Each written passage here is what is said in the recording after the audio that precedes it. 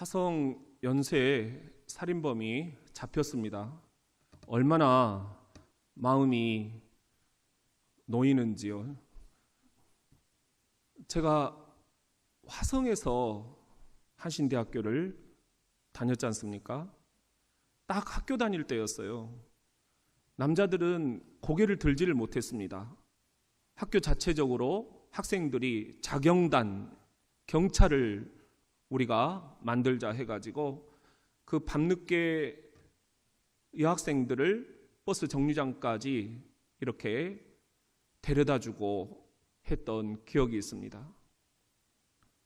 혹시나 사람들이 나를 연쇄살인범으로 보지 않을까 하는 그런 그 수치심, 또 내가 이 지역에 산다라고 하는 그 불안감, 이런 것들이 섞여가지고 참 범인이 누굴까? 혹시 우리 학교에 있는 누구 아닐까? 쟤 아닐까? 뭐 이런 별별 의심들을 다 했던 것 같아요. 사람들은 또 나를 그렇게 보고 있지 않을까? 그런데 이번에 이춘재 범인이 잡혔습니다. 그런데 보니까는 이 범인이 뭐 지금 10건이 넘잖아요. 그런데 8번째 범인이 그때 잡혔다. 우리는 그렇게 알고 있었습니다. 모방범죄였다. 좀 장애를 갖고 있는 윤 씨라는 분인데, 이분이 지금 거의 20년 그렇게 옥살이를 했는데, 이춘재가 내가 8번째도 범인이다, 이런 거예요. 여러분 어떻게 생각하십니까? 경찰이 그 윤 씨에게 가서 왜 그때 범인이라고 자백을 했느냐? 언제 내가 자백을 했느냐? 너희들이 그렇게 만든 거다. 아, 이럴 수도 있구나. 아직 뭐 정확한 것은 잘 모르지만 이럴 수도 있겠구나 하는 그런 생각들을 해보게 됩니다. 다수의 선택이 항상 정의는 아니다라는 그런 의미입니다. 코페르니쿠스의 지동설이 그런 거 아닙니까? 그 당시까지만 하더라도 지구는 평평하다. 그래서 저 끝에 가면은 배가 낭떠러지로 떨어져서 다 죽게 된다. 두려움과 공포를 안고 있었습니다. 그런데 지금 누가 그렇게 생각을 합니까? 지구는 동그랗다. 여러분, 이런 일들이 우리 주변에 얼마든지 있을 수가 있다라는 것입니다. 우리가 이번에 임직을 합니다. 임직이라는 것은 직분을 줘서 예수의 사람으로 세운다는 것이지요. 당회가 정말 우리 한 9시간 논의를 한 것 같아요. 거의 밤을 우리들이 자정을 넘겨가면서까지 이렇게 논의를 해서 지금 후보자들을 세웠습니다. 혹여라도 우리가 판단한 것 가운데 이 코페르니쿠스의 지동설처럼, 이 이춘재의 사건처럼 정말 이분이 꼭 세워졌어야 되는데 우리가 놓쳤구나, 이런 일들이 없기를 바랍니다. 혹시 여러분들 가운데 그런 마음으로 이렇게 서운해하실 분이 계실까 두렵습니다. 판단하는 자 판단을 받을 것이다, 주님께서 말씀하셨는데 우리가 뭐라고 여러분들을 판단할 수 있겠습니까? 한 사람이라도 더 세우고자 하는 우리들의 마음을 여러분들이 함께 좀 이해해 주시고, 이번 기회에 혹시 안 되신 분들이 있다면 여러 가지 사연들이 있으실 거예요. 다 여러분들이 좀 이해해 주시고 다음 기회에 꼭 임직을 받으시고 함께 귀한 일꾼으로 이 교회를, 하나님의 나라를 섬겨주시면 고맙겠습니다. 이번에 임직을 하는데 몇 가지 우리가 기준이 있었습니다. 서리 집사 5년 이상은 돼야 안수 집사가 가능하다. 서리 집사 10년 이상은 돼야 권사가 가능하다. 그렇게 당회에서 의견을 모았습니다. 또 이번에는 기존처럼 50세 미만은 안수 집사로, 그리고 그 이상은 권사로 그렇게 하기로 우리가 의결을 했습니다. 그리고 전입해서 오신 분들도 이 1년의 검증 기간이 끝난 분들은 우리가 선별적으로 그분들을 검증을 다 하고, 이분들이 장차 이 교회를 위해서 또 주의 나라를 위해서 일하실 수 있는 분이다, 그런 분들은 우리가 함께 세웠습니다. 객관적으로 보면은 예배 생활을 어떻게 하셨는가, 또 헌금 생활을 어떻게 하셨는가, 지난 2년을 함께 살펴보았고요. 또 봉사를 어떻게 교회 안팎에서 하셨는가, 이 세 가지를 이제 우리가 컴퓨터를 두드려서 지난 2년의 자료들을 다 찾아냈습니다. 이런 것들은 컴퓨터가 하는 것입니다. 그렇기 때문에 정말 중요한 것을 놓칠 수가 있다. 저는 이제 그것이 고린도후서 5장 18절에 주께서 말씀하시는 겁니다. 화목해 하는 직분. 우리 같이 한번 읽어보겠습니다. 시작. 모든 것이 하나님께로 났나니 저가 그리스도로 말미암아 우리를 자기와 화목하게 하시고 또 우리에게 화목하게 하는 직책을 주셨으니, 임직이라는 것은 교회를 화목하게 하는 직책입니다. 임직자를 세웠는데 교회가 더 분란이 생긴다. 그러면 임직을 이번에 이렇게 함께 의결한 우리들이 잘못한 것이겠지요. 여러분들 장로로, 안수입사로, 권사로 기존 임직 받으신 분들은 다시 한번 초심을 확인했으면 좋겠습니다. 내가 하나님의 자녀로서 예수님이 이 땅에 오셔서 하나님과 우리 사이에 화목해 하는 그 십자가의 죽으심을 놓쳐버리고 있지는 않은가? 내가 임직자로서 교회 안에서 화목해 하는 이 직분을 놓쳐버리고 있지는 않은가? 예배, 헌금, 봉사 다 좋지만 그것보다 더 소중한 것이 화목해 하는 직분, 이것이 가장 성경적이다. 그리고 또 하나는 디모데전서 3장 8절부터 13절 말씀입니다. 제가 한번 읽어드리겠습니다. 이와 같이 집사들도, 여기서 집사란 안수집사를 의미합니다. 안수집사들도 단정하고 일구이연을 하지 아니하고 술에 임박히지 아니하고 더러운 이득을, 이라는 것은 이득이라는 거예요. 탐하지 아니하고 그 다음에 깨끗한 양심에 믿음의 비밀을 가진 자라야 할지니, 그 다음 이에 이 사람들을 먼저 시험하여 보고 그 후에 책망할 것이 없으면 집사, 안수집사의 직분을 하게 할 것이요. 여자들도, 여기는 안수집사, 권사가 다 포함이 된 이야기입니다.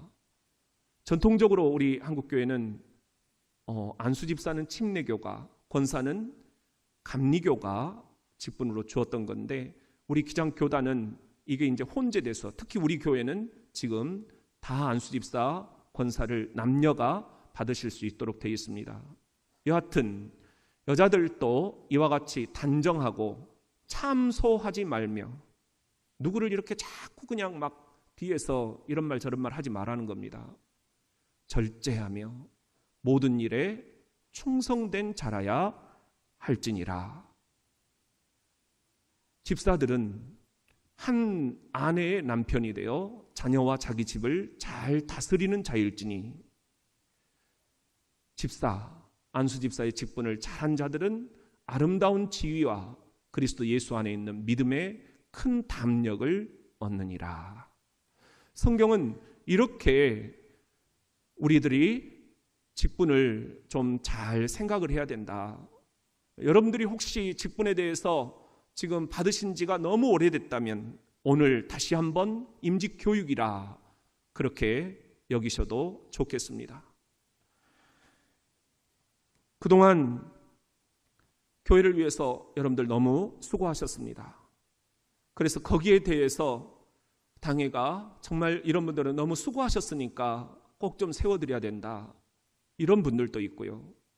또 다른 한편으로는 아직은 조금 부족함이 있어 보이지만 이분을 세웠을 때 정말 주님께서 크게 쓰시겠구나. 교회가 이분 때문에 화목해지겠구나. 그것을 우리들이 함께 주목을 했습니다. 여러분들, 그런데 이런 저런 이야기들 다 들어보시고 어떤가요? 와, 나 이거 못하겠구나. 그런 생각을 하실 분들이 있을 거예요. 너무 좁은 길입니다. 세상 사람들이 가지 않는 길입니다. 넓은 길, 편한 길, 그런 길들이 있는데 임직을 받는다 하는 것은 내가 이제 주님께 콧뚜레에 코가 뚫리듯 이제 주님의 손에 콧뚜레가 뚫리는 것입니다. 주님께서 내가 너를 써야겠다, 주가 쓰시겠다 하실 때에 이랴 하면 이리로, 저랴 하면 저리로 함께 가줄 수 있는 그런 분들입니다. 주께서 찾으시는 일꾼들은 그런 거지요.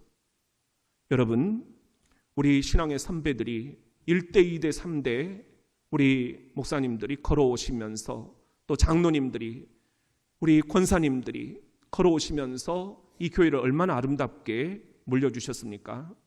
이제 제가 4대 담임 목사로 와서 장로님들을 취임 때 4분을 임직을 했습니다. 그리고 이번에 안수집사 권사들을 임직을 합니다. 정말 저와 함께 여러분들이 그동안 이렇게 아름답게 만들어주신 이 교회 공동체를 하나님께서 기뻐하시는 이 지역의 칭송이 자자한 그런 교회로 우리가 신앙의 대물림을 해가기 위해서 저를 도와주실 수 있는 그런 분들이 필요합니다. 우리들 함께 기도하시고 한 주간 동안 정말 마음에서 이런 사람들을 내가 꼭 세워야겠구나 하는 그런 마음들을 주께서 주시기를 원합니다. 혹여라도 부족함이 있는 분들이라면 격려하시고 여러분들이 그를 위해서 축복해 주시면 그 축복이 여러분에게 돌아갈 줄로 믿습니다. 다시 한번 부탁을 드리지만 이번에 혹 여기에 포함이 안 되신 분들이 있다면 너무 죄송하고요. 우리 그런 분들은 각자의 마음에서 정말 다음에는 꼭 임직을 소망할 수 있는 그런 분들이 되실 수 있기를 바랍니다. 이 좁은 길 어떻게 갈 것인가? 무엇보다도 좁은 문을 통과해야 됩니다. 철로 역정이 바로 그 이야기입니다. 우리 같이 한번 따라합시다. 좁은 문으로 들어가라. 지금 세 고개를 넘어섰죠. 세 번째 고개는 도덕촌을 빠져나오는 것이었습니다. 도덕촌을 빠져나오니까 철로 역정의 네 번째 고개, 좁은 문 앞에 도달한 것입니다. 순례자 크리스천이 그 좁은 문 앞에서 그 입구에 쓰여져 있는 글씨를 보게 됩니다. 그건 마태복음 7장 7절 하반절 말씀이었어요. 우리 같이 한번 읽어봅시다. 시작. 문을 두드리라. 그리하면 너희에게 열릴 것이니. 좁은 문, 놀랍게도 문고리가 없는 거예요. 안에서 누군가가 열어줘야만 그 좁은 문을 통과할 수가 있습니다. 여러분, 임직도 그런 것입니다. 이번에 우리가 임직자들을 이렇게 세우기 위해서 개인의 의사들을 한번 여쭤봤습니다. 도저히 이번에는 안 될 것 같습니다. 그러신 분들은 그 뜻도 우리가 존중하자. 그래서 다음에 꼭 받으실 수 있도록 그렇게 권해드렸습니다. 여러분, 아무리 좁은 길이라 할지라도 이 좁은 길 제가 여러분들에게 강요할 수는 없겠구나. 여러분들이 마음의 문을 열어주셔야만 하는 것입니다. 오늘 이 철로 역정도 보면은 이 순례자가 주저하면서 좁은 문을 노크를 합니다. 그때 안에서 굿윌, 호의라는 이름의 사람이 문을 열고 이렇게 묻습니다. 누구를 찾아오셨나요? 그때 순례자가 이야기합니다. 예, 저는 멸망의 도시를 떠나서 시온산 저 천성을 향해 가는 중입니다. 저 같은 죄인도 받아주실 수 있나요? 그때 이 굿윌, 호의라는 사람이 예, 기꺼이 그러지요. 기꺼이 그런다. 이것이 호의라는 거 아닙니까? 호의를 베푼 거예요. 그래서 이 순례자를 이 호의라는 사람이 팔소미를 확 잡아서 문 안쪽으로 끌어당겨 버립니다. 왜 이러냐고? 그때 호의가 하는 이야기, 저쪽에 지금 바알세불이라는, 여러분들 아시죠? 바알세불, 마귀의 대장입니다. 이 바알세불의 성이 있는데 거기서 좁은 문으로 들어가려고 하는 사람들을 막아보려고 화살을 계속 쏜다는 거예요. 그러니까 빨리 들어오라고 잡아 당겨버린 거예요. 안심하십시오. 이제부터는 안심하십시오. 저 앞에 보이는 좁지만 곧은 길로만 쭉 가시면 됩니다. 그 길은 믿음의 선조들이 걸어갔던 길입니다. 이렇게 호의가 설명을 하는 거예요. 마귀는 호시탐탐 오늘 또 여러분들의 마음속에 좁은 문으로 갈까 넓은 문으로 갈까 갈등할 때 편한 길이 있잖아, 쉬운 길이 있잖아, 우리를 그렇게 유혹합니다. 우리가 혹여라도 내가 예수가 걸어간 그 길, 십자가의 길, 좁은 길로 가야겠구나, 내가 이번에 그렇게 결단하고 임직을 받아야겠구나, 이제는 내가 주님의 이 콧줄에 끌려서 내 뜻이 아닌 주님의 뜻에 내가 순종하며 살아가야겠구나, 그렇게 결단할 때 화살을 쏜다는 거예요. 그 화살은 의심의 화살입니다. 의심의 화살을 쏜다는 것입니다. 여러분, 이때 중요한 것, 우리 믿음의 선조들이 걸어간 좁은 길을 따라가야 한다. 지난주 참 놀랍게도요, 우리 2대 전주환 목사님이신가요? 그분 손자가 미국 뉴저지에서 우리 교회를 오셨어요. 제가 7층에 올라가서 문을 열려고 하는데 누가 7층에 엘리베이터에서 딱 나오는 거예요. 손자라고 하면서 해년마다 여기를 오는데 한 번도 제가 우리 외할아버지 사진을 본 적이 없습니다. 소문만 들었습니다. 오늘은 보고 갈 수 있나요? 깜짝 놀랐어요. 예.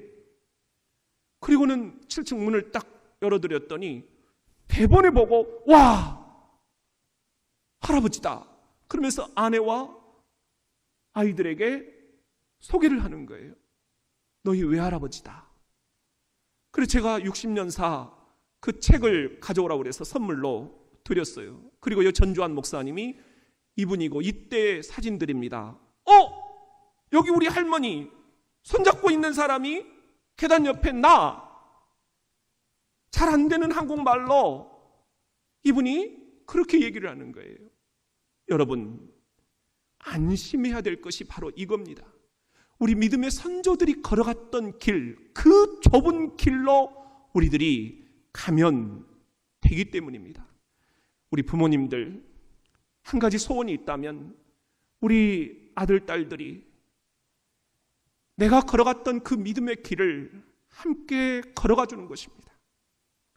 우리 부모님들이 한 가지 불안이 있다면 내가 하나님 나라로 간 이후 내 아이들이 내 신앙을 이어가 줄까?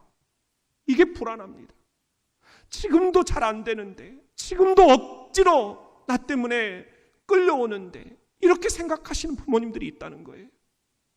여러분, 우리 믿음의 선조들이 됩시다. 믿음의 선조들이 걸어간 그 길을 우리 자녀들이, 손주들이 걸어갈 수 있도록 우리가 이번에 일꾼들을 세웁시다. 어떤 분들은 그렇게 저에게 얘기를 하셨어요. 목사님, 이렇게 안수집사 권사를 다 세우고 나면 집사가 없습니다. 우리 심각한 이야기예요. 그게 맞는 이야기예요. 그렇지만 여러분, 우리가 안수집사 권사로 임직을 받고 그 비어있는 이 자리들을 전도해야 됩니다. 교회가 여기서 멈춰버리면 우리 믿음의 조상들이 걸어갔던 길 여기서 멈추게 됩니다. 이번에 새생명 행복 나눔, 여러분들 VIP, 여러분들이 제일 소중하게 생각하는 사람들을 전도 대상자로, 태신자로 써내셨지 않습니까? 50명이 넘습니다. 깜짝 놀랐어요. 여러분들이 정말 마음속에 품고 있는 분들이 있구나. 자녀들, 손주들, 아파트, 이웃들, 직장의 동료들, 선후배들, 여러분, 아니면 와보라, 길거리에 나가서 모시고 오는 거예요. 지금 그렇게 해서 여기 앉아 계신 분들이 한두 분이 아니에요. 여러분, 우리 그렇게 비어있는 자리들은 전도해서 채웁시다. 우리 교회는 할 수 있습니다. 그동안 선배들이 그렇게 해오셨습니다. 우리 교회가 지금 제가 이렇게 와서 그 새신자들 사진을 이렇게 밑에 붙여놨는데 보니까는 지금 92번째인가 붙여 계시더라고요. 이건 결코 쉬운 문제가 아닙니다. 우리 김홍환 장로님 오늘 기도해 주셨듯이 한국교회가 침체기에 들어서 있습니다. 제 친구들도 한결같이 주일학교가 다 지금 문을 닫고 있다. 올 애들이 없다는 겁니다. 낳지도 않지만 낳아도 교회를 안 온다는 것입니다. 어르신들밖에 없습니다. 제 시골 모교의 이야기를 장로님들에게 해드렸는데 지금 16명이에요. 그 꽉 차있던 교회가 16명, 목사님 사모님 빼면 14명, 20대가 1명, 나머지는 80대, 90대셔요. 이렇게 한국교회가 지금 어렵습니다. 또 여러 가지 일들로 욕을 먹습니다. 개독교라는 그런 망신살이까지 우리들이 지금 들어야 합니다. 우리가 그들을 탓하기 전에 내 안에 회개할 것은 없는가 함께 우리가 생각을 하면서 우리 정말 일꾼들은 세움을 받을 때 좀 아멘 하면서 화답하시고요. 그리고 그 비어있는 자리들은 우리 안수집사님, 권사님들 이번에 임직을 드리는 이유는 한 사람씩 전도하라는 그런 주님의 음성이 아니겠습니까? 그러면 다음 또 임직자들이 훈련을 받으면서 여러분이 걸어갔던 그 믿음의 선조들의 길을 따라올 수 있지 않겠습니까? 사랑하는 성도 여러분, 마귀는 호시탐탐 넓은 길로 가라. 주님은 순간순간 내가 걸어간 십자가의 길, 좁은 길로 따라올 수 있겠니? 우리 믿음의 선조들이 걸어간 그 좁은 길, 그 좁은 문을 통과할 수 있겠니? 선택입니다. 여러분들이 이 선택의 기로에서 세상의 길, 많은 사람이 갔던 길, 넓은 길이 아니라 소수이지만 주님이 가셨던 그 길, 눈물의 길, 아픔의 길, 그러나 영생의 길, 생명의 길, 구원의 길, 좁은 길로 가실 수 있도록 좁은 문을 통과하시는 저와 여러분이 될 수 있기를 주의 이름으로 축원합니다. 우리 같이 한번 따라합시다. 해석가의 집으로 들어가라. 우리 그리스도인들에게 평생의 숙제가 있다면 영적 성장입니다. 어떻게 하면 내가 신앙생활을 시작을 했는데 항상 고모양 곱골이지? 조금 더 성장할 수는 없나? 정미숙 집사님이 아니라 정성숙 집사님이 될 수는 없을까? 그런데 그 영적 성숙의 길을 걷는 과정에서 가장 큰 축복이 있다면 내가 영적 아비가 되어 영적 어미가 되어 나를 본받고 따라오는 영적 자녀들을 기르는 것입니다. 지금 사도 바울은 고린도 교회 성도들을 보면서 그런 기쁨을 이야기하고 있습니다.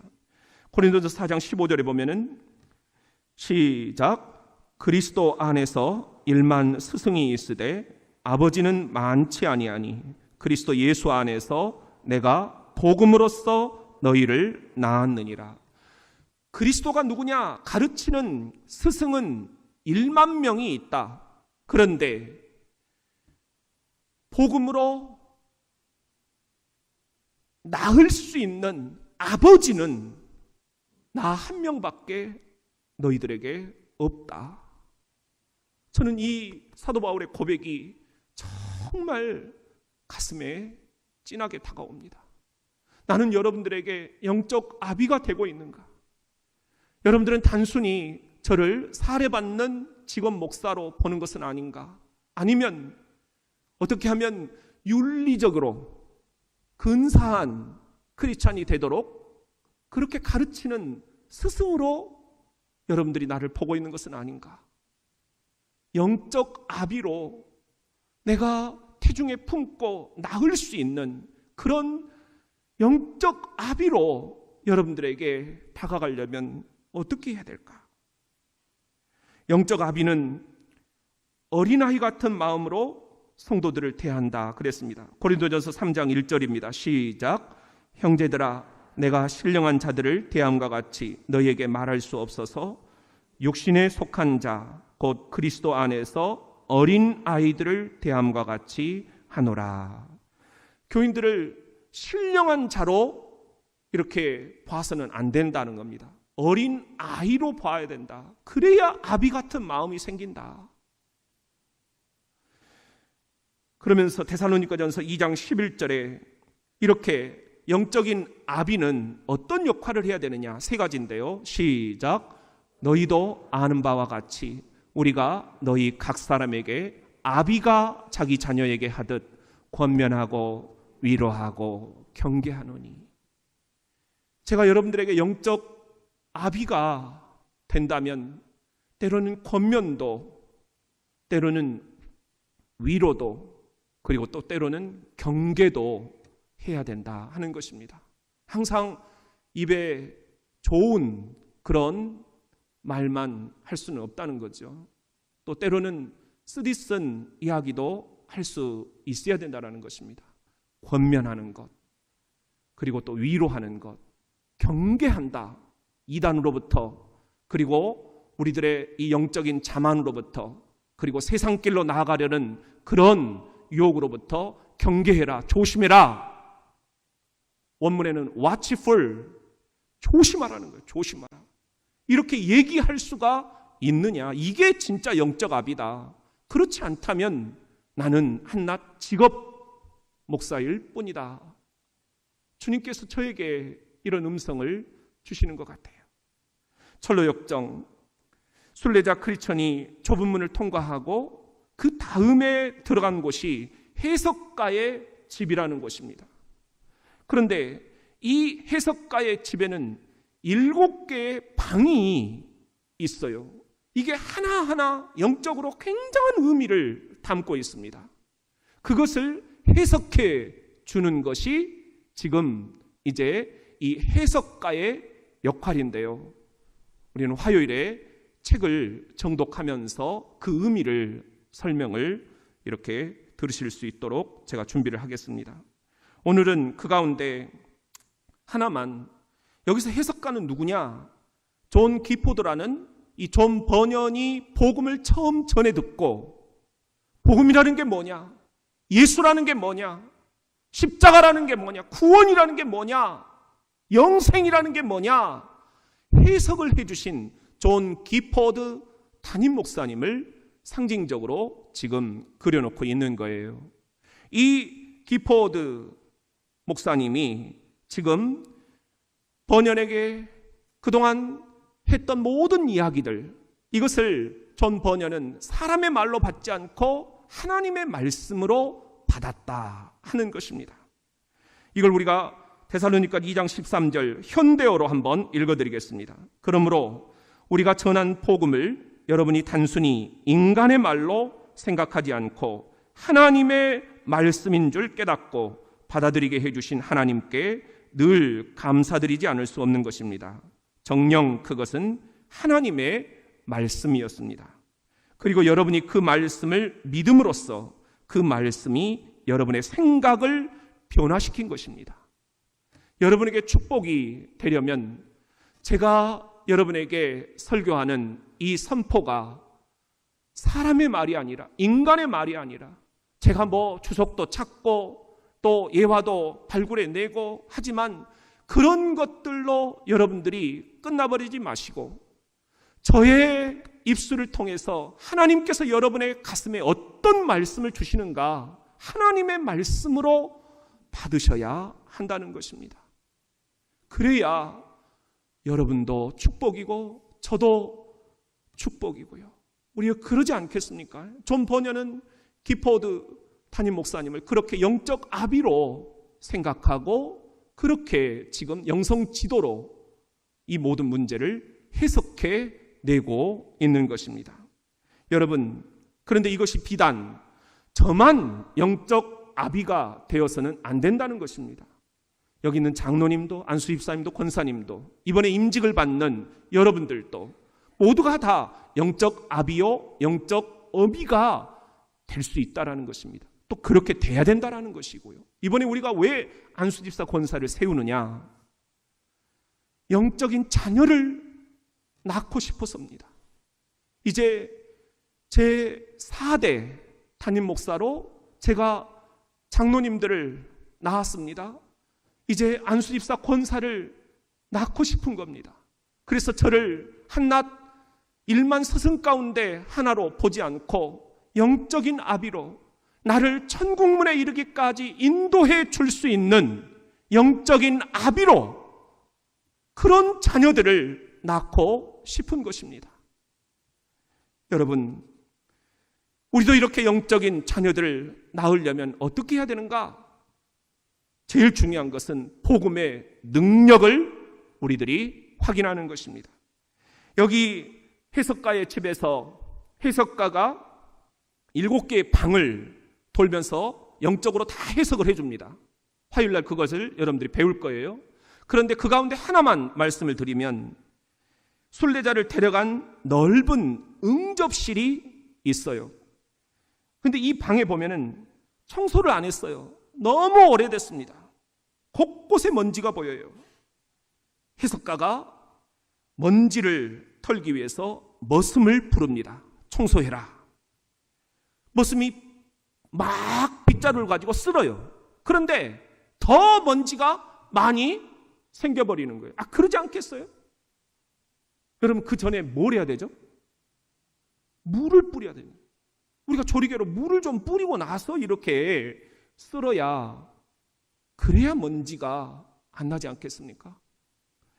여러분, 여기 보면은 방 안에 먼지가 이렇게 빗자루로 쓰니까는 막 더 이렇게 엉켜가지고 오르니까 옆에 있던 하녀에게 해석가가 물을 가져와서 방에다 뿌려라. 그러니까 물을 이 소녀가 와서 뿌려요. 먼지가 잦아듭니다. 이내 방 안은 평안을 되찾습니다.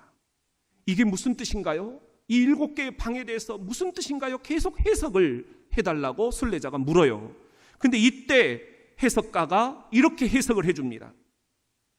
먼지는 인간의 죄다. 빗자루로 쓸고 있는 머슴은 율법을 가르치는 것이다. 율법을 가르치는 것으로는 내 등에 있는 이 죄의 짐이 쓰러지지 않는다. 사라지지 않는다. 율법은 죄를 깨우치기만 할 뿐 죄의 해결책은 될 수 없다라는 것입니다. 반면에 물을 뿌리는 하녀는 복음을 의미합니다. 복음만이 우리 인간의 이 영혼 속에 찌들어 있는 죄의 먼지들을 씻어낼 수 있다라는 것입니다. 할렐루야. 그리고 나서 우리의 이 영혼, 이 마음을 왕 대신 하나님이 거하시기에 합당한 곳으로 변화시킬 수 있다라는 것입니다. 복음이 문제였던 것입니다. 우리 교회가 예수가 없는 교회가 돼서는 안 되겠습니다. 임직을 받는 여러분들에게 복음, 십자가에 돌아가신 예수의 복음이 가장 중요합니다. 그거 외에 다른 건 다 부차적인 것입니다. 임직을 받으셨던 여러분, 이 복음으로 다시 돌아오십시오. 예수로 다시 돌아오십시오. 율법으로 돌아가 버리면 안 됩니다. 율법은 우리의 죄를 깨우치기만 할 뿐 해결책이 될 수 없습니다. 우리 그런 마음으로, 결단으로 이번 임직에 여러분들이 임하시고 또 임직 받았던 우리 모든 교우들이 그런 마음으로, 복음으로, 예수로 돌아오는 이번 임직이 될 수 있기를 주의 이름으로 축원합니다. 우리 같이 한번 따라합시다. 십자가 언덕으로 올라가라. 순례자 크리스찬이 등에 무거운 짐을 지고 좁은 문을 통과하고 해석가의 집을 이제 나와서 6번째로 간 고개는 십자가 언덕입니다. 이 순례자가 십자가 언덕 아래에 서서 저 위를 보니 십자가가 보이는 거예요. 십자가를 바라보는 순간 아무것도 안 했습니다. 바라만 봤습니다. 바라만 봤더니 등에 지고 있던 무거운 짐이 떼굴떼굴 굴러서 무덤 속으로 사라져버리는 것입니다. 할렐루야. 누가복음 23장 33절 34절 해골이라 하는 곳에 이르러 거기서 예수를 십자가에 못 박고 두 행악자도 그렇게 하니 하나는 우편에 하나는 좌편에 있더라. 이에 예수께서 이르시되 아버지 저들을 사하여 주옵소서, 용서하여 주옵소서, 자기들이 하는 것을 알지 못함이니이다 하시더라. 순례자 크리스찬 십자가를 바라보는 순간 바라보기만 했는데 지고 있던 등에 무거운 짐이 툭 떨어져 나간 것입니다. 그리고 그동안 일생을 살아오면서도 해결 못한 이 죄의 문제가 해결이 된 것입니다. 진정 자유를, 참 자유를 얻게 된 것입니다. 나 자유 얻었네, 너 자유 얻었네, 우리 자유 얻었네. 나 자유 얻었네, 너 자유 얻었네, 우리 자유 얻었네. 주 말씀하시길 내 죄가 사함을 받았다. 할렐루야. 복음이 들어오니까 이 순례자의 눈이 활짝 열린 것입니다. 바라만 봤더니, 십자가를 바라만 봤더니 죄의 짐이 떨어져 나간 것입니다. 이때 새 천사가 다가옵니다. 첫 번째 천사, 당신의 죄가 사함을 받았습니다. 마가복음 2장 5절 말씀이었습니다. 시작. 예수께서 그들의 믿음을 보시고 중풍병자에게 이르시되 작은 자야 내 죄사함을 받았느니라. 저와 여러분, 우리 인간의 무의식 가장 밑바닥에 있는 최고의 공포는 죄의식입니다. 내가 죄인이라는 것입니다. 말과 생각과 행동으로 지난 한 주간도 나도 죄를 지었습니다. 이것을 어떻게 해결할 것인가? 십자가를 바라보면 이 죄가 사함을 받을 줄로 믿습니다. 두 번째 천사가 다가옵니다. 더러운 옷을 벗기고 새 옷으로 갈아 입혀줍니다. 이것은 스가랴 3장 4절 말씀입니다. 시작. 여호와께서 자기 앞에 선자들에게 명령하사 그 더러운 옷을 벗기라 하시고 또 여호수아에게 이르시되 내가 내 죄악을 제거하여 버렸으니 내게 아름다운 옷을 입히리라. 옷은 신분을 나타냅니다. 제가 오늘 이 옷을 특별히 입고 왔어요. 이것은 성직자 가운입니다. 제가 성직자라는 것을 나타내 주는 것입니다. 교복, 학생을 나타내 주지요. 경찰복, 그리고 군복, 법복, 다 그 신분을 나타내는 것입니다. 죄인의 신분에서 의인의 신분으로 변화되었다라는 것입니다. 변화되었네. 변화된 여러분에게 주님께서 아름다운 옷, 새 옷을 입혀 주셨음을 믿으시면 아멘. 세 번째 천사가 나타납니다. 이마에 도장, 인을 쳐줍니다. 이것은 에베소 1장 13절 말씀입니다. 시작. 그 안에서 너희도 진리의 말씀 곧 너희의 구원의 복음을 듣고 그 안에서 또한 믿어 약속의 성령으로 인치심을 받았으니, 인, 도장을 딱 친다는 말은 소속이 누구에게 있는가를 명확히 드러낸다는 거예요.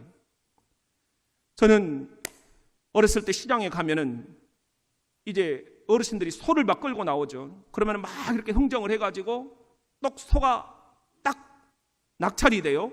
그러면은 그 소의 귀에다가 딱 인을 박더라고요. 돼지도 그러더라고요. 다 이제 소속이 바뀌었다는 겁니다. 이제는 이 사람에서 저 사람으로 바뀌었다는 거예요. 여러분, 여러분의 소속은 누구의 것입니까? 너는 내 것이라. 내가 너를 지명하여 불렀나니 너는 내 것이라. 너는 내 아들이라. 너는 내 딸이라. 너는 내 아들이라. 주께서 너는 내 것이라고 말씀하십니다. 사랑하는 성도 여러분, 주님의 것이 되어야 되지 않겠습니까? 임직은 그런 거예요. 그동안은 내가 내 인생의 주인이었습니다. 그러나 이제는 내가 소가 끌려가듯 코에 구멍을 뚫어서 주님이 가자 하시는 대로 가겠습니다. 소속이 바뀌는 거예요. 주의 것으로, 그리스도의 것으로, 하나님의 것으로, 하나님의 자녀로 소속이 바뀌는 것입니다. 이 순례자에게 천사가 인을 치고 나서 두루마기를 건네줍니다. 그리고 이 두루마기를 자주 읽어보아라. 저 천성의 새 예루살렘에 도착할 때까지 이 두루마기를 계속해서 꺼내 읽어라. 이 두루마기가 바로 성경, 하나님의 말씀이었습니다. 옛날에 두루마기 성경이었잖아요. 이것이 베드로후서 1장 20절 21절입니다. 먼저 알 것은 성경의 모든 예언은 사사로이 풀 것이 아니니 예언은 언제든지 사람의 뜻으로 낸 것이 아니요 오직 누구의? 성령의 감동하심을 받은 사람들이 하나님께 받아 말한 것이라. 성령의 감동으로 기록된 것, 이것이 하나님의 말씀입니다. 디모데후서는 이 성경의 역할을 이렇게 얘기합니다. 또 어려서부터 성경을 알았나니 성경은 능히 너로 하여금 그리스도 예수 안에 있는 믿음으로 말미암아 구원에 이르는 지혜가 있게 하느니라. 시작. 모든 성경은 하나님의 감동으로 된 것으로 교훈과 책망과 바르게 함과 의로 교육하기에 유익하니. 17절. 이는 하나님의 사람으로 온전하게 하며 모든 선한 일을 행할 능력을 갖추게 하려 함이라. 사랑하는 임직 대상자 여러분, 나는 부족한데 이렇게 세움을 받고 내가 어떻게 해야 한다는 말입니까? 세 번째 천사가 가르쳐주고 있지 않습니까? 두루마리, 하나님의 말씀, 성령의 감동으로 된 이 하나님의 말씀을 자주 읽어라. 성경을 읽으면 저 천성으로 가는 길이 반드시 보인다. 좁은 길 어떻게 통과해야 되는지 지혜를 주신다. 시편 119편 97절 말씀입니다. 시작. 내가 주의 법을 어찌 그리 사랑하는지요. 내가 그것을 종일 작은 소리로 읊조리나이다. 혹여라도 여러분들 나는 너무 부족합니다 생각하시는 분들이 있다면 주의 말씀을 펴서 읽으십시오. 작은 소리로 읊조리십시오. 여러분, 그러면서 주님께서 어떻게 말씀하시는가를 묵상하시고 침묵하시고 내 생각이 아닌 주님의 생각에 집중하십시오. 순례자 크리스찬, 이 세 천사와 헤어진 뒤에 십자가 언덕을 내려옵니다. 그러면서 이런 노래를 부릅니다. 지금까지 나는 죄의 짐을 지고 있었지. 여태까지는 그 무엇도 내 슬픔을 털어줄 수 없었다네. 이곳은 정말로 좋은 곳. 그러면서 이 십자가 언덕을 뭐라고 하느냐? 이곳에서부터 내 행복이 시작되려는가? 그렇습니다. 우리가 추구하는 행복은 세상의 행복이 아닙니다. 넓은 길로 가는 사람들이 추구하는 그런 행복이 아닙니다. 많지는 않지만 예수를 따르는 사람들이 가는 그 좁은 길, 그 좁은 문을 통과하는 사람들만이 걸어갈 수 있는 그 십자가의 길, 이 십자가 언덕에 올라서 십자가를 바라보는 순간 이것이 행복의 출발이 되는 것입니다. 십자가 십자가 내가 처음 볼 때에 나의 마음에 큰 고통 사라져. 오늘 믿고서 내 눈 밝았네. 참 내 기쁨 영원하도다.